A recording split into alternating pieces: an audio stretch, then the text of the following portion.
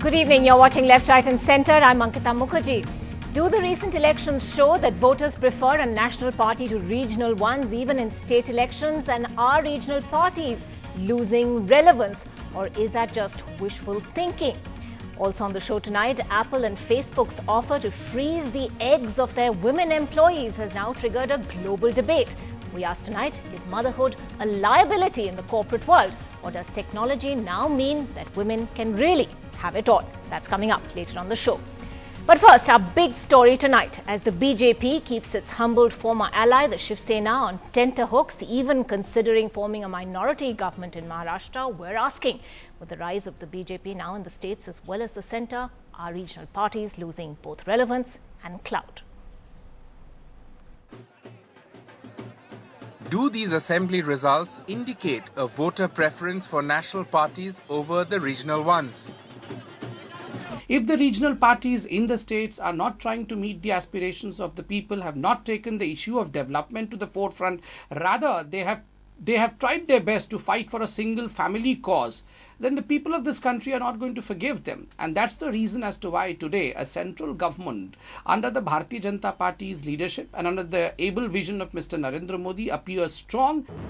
In Maharashtra, for example, the Shiv Sena was always the senior partner in its alliance with the BJP before they broke up this election. But it was the BJP that emerged not just as the single largest party, but also got twice as many seats as the Sena. In Haryana too, the party decimated Chautala's Indian National Lok Dal, its one-time ally, to form the government. The BJP gamble of going solo paid off, especially asking votes in the name of the Prime Minister. बदले हरियाणा के हालात, चलो चलें मोदी के साथ. The notion is wrong. All those regional parties, if they perform well, if they do well and keep their mandate, definitely there is no worry or no fear that they will be dethroned. Biju Janata Dal in Orissa, Trinamool in Bengal and AIADMK in Tamil Nadu have come out stronger after recording impressive victories in the Lok Sabha polls despite a massive campaign by the BJP. But in many other traditionally non-BJP states, the party's emergence has been at the cost of regional powers. For example, in Bihar, the emergence of BJP forced arch-rivals Lalu and Nitish to join hands for a grand alliance. In Assam, the BJP is emerging as the main contender against the Congress at the cost of Ahom Ganaparichod. In Jharkhand, BJP's growth seems to have eclipsed the Jharkhand Mukti Morcha. The aftermath and the multiplier effect of the national elections would inevitably have had an impact. In a recent newspaper interview, BJP President Amit Shah had said that the era of coalition is perhaps coming to an end. What's also clear is that his party is working to a plan that presents the BJP as a real pan-India alternative to parties like the Congress. With Siddharth Pandey, Sandeep Phukan, NDTV. Well, joining us tonight from the BJP, Lalita Kumara Mangalam from the Congress, Ajoy Kumar, RT Jared, senior journalist here with me, and we're also expected to be joined by Naresh Gujral, Rajya Sabha MP of the Shiromani Akali Dal, also with us at the moment, Pawan Verma, Rajya Sabha MP of the JDU, also joining us tonight. But Aarti, let me begin with you. There are many who are reading these assembly election results as an indication of voter preference for a national party rather than a regional one. Do you think that's a fair assessment? Well, I think it's always been the hope of the two national parties, the BJP and the Congress, that regional parties should die out, and we should have a bipolar kind of arrangement where between the BJP and the Congress facing each other. But unfortunately, our country is far too complex, and our polity is far too complex for such a simplistic kind of bipolarity. And I think whatever you say, it would be silly to write the obituary of regional parties and smaller parties. I mean, look at Maharashtra. The fact is that 27 rallies by the Prime Minister, I agree, compressed into a short period of 2 weeks. But the fact is, I don't think any Prime Minister has campaigned so intensively for a state assembly election, and the BJP was unable to reach the majority mark because the Shiv Sena held its ground. So, obviously, I think it's difficult for regional parties to have a larger appeal because they tend to fight on sectarian platforms. But I think, it would be really, it would be silly to write them off. I mean, I think they do remain relevant in national politics. Silly to write them off, and particularly in state politics. Lalita Kumaramangalam, is the BJP perhaps a little premature in thinking that it no longer needs its regional allies, or it can do without its regional allies? From the kind of messaging you've been giving to the Shiv Sena, you've kept them on tenterhooks, you've reminded them of your big brother status. Where does all this lead? Good evening, Ankita. First of all, let me wish all the viewers a very happy and a prosperous and safe Diwali. Secondly, let me say that I don't think the BJP is miscalculating its appeal. The fact is that politics has also changed along with the changing aspirational face of India. It is true that sectarian politics does certain takers, but increasingly you will find that the voters want to vote for somebody who they think can offer them a better life. And increasingly, because as has been said by the lady before me, regional parties offer a very sectarian outlook, restricted only to certain rigid almost lines that they have worked with for many, many years. Unless regional parties are able to break out of that mold, it is possible that they are losing some of their relevance. They can't be written off, that I agree. But as has been shown in both Haryana and Maharashtra, and even in the last national elections that we had in May, the appeal of regional parties seems to be decreasing. The appeal of regional parties is limited. Pawan Verma joining us at this point. Pawan Verma, the BJP seems to think it's been able to project itself as the national party that can appeal to regional aspirations. And that's where it thinks it's really done well. And it's now making the point that it's regional parties with their narrow, rigid, sectarian mindsets that seem to be falling behind. Your thoughts? Well, first thing, Ankita, I think the current stance that the BJP is taking is born more out of the hubris of its recent victory in the Lok Sabha elections than a realistic appraisal of what politics in India is. India is not a monolith, nor do the issues that parties which have a predominantly regional base, nor are those issues not relevant to India as a whole. For instance, in Bihar, the Janata Dal United has raised several times the issue of the fact that we need a government which promotes religious and social harmony, because that is essential to India as a whole and indeed to governance.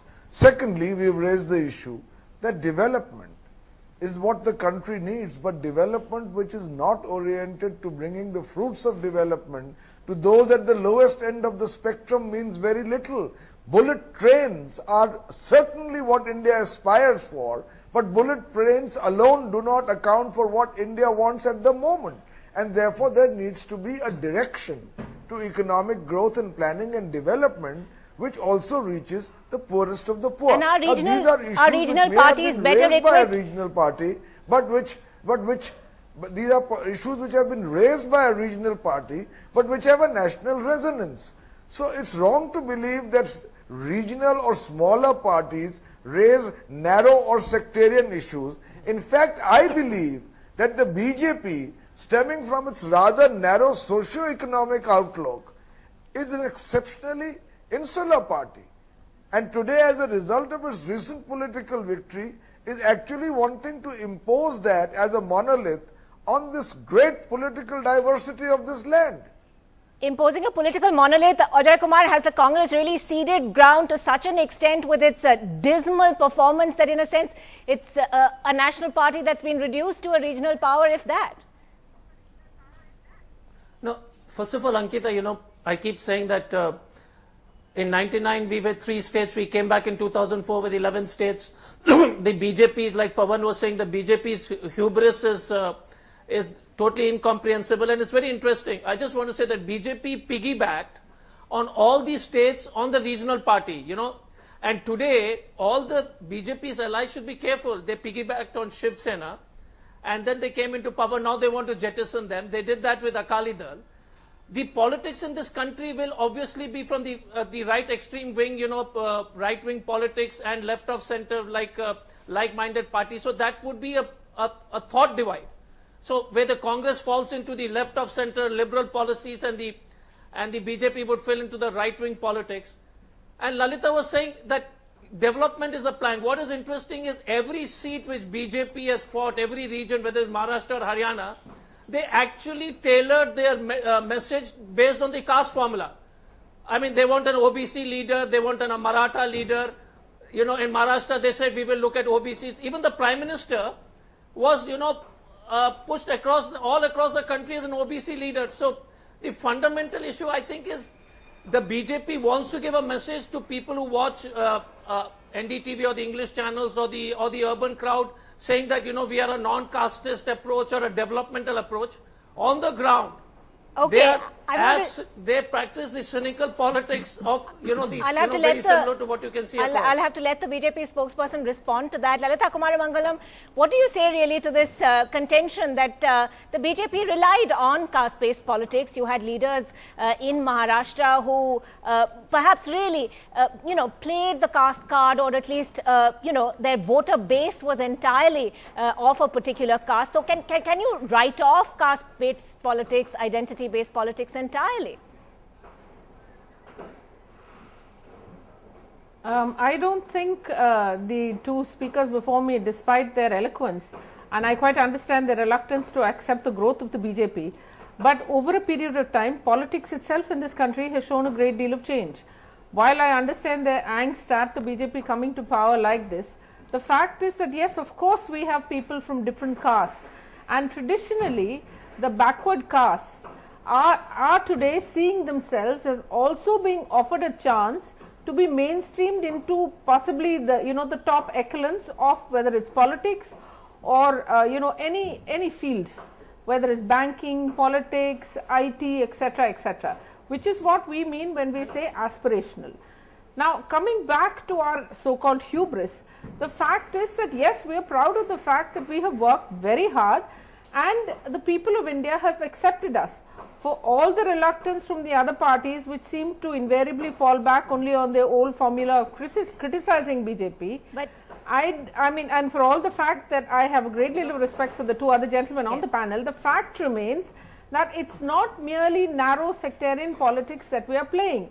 Every party has got senior leaders from either the caste they claim to represent or all the castes that have been called backward castes. Let me finish, sir, please. Yes. You can, I haven't interrupted. Let me just finish this. Sorry. So it's unfair to say that, the BJP is playing sectarian politics, etc. With regard to Mr. Modi being projected as from a backward caste, well, he is. He's not only from a backward caste, he's from a very poor background, which is what the majority of backward castes still seem to represent in this country. And there's no harm in telling the truth. The man has come up on his own competence.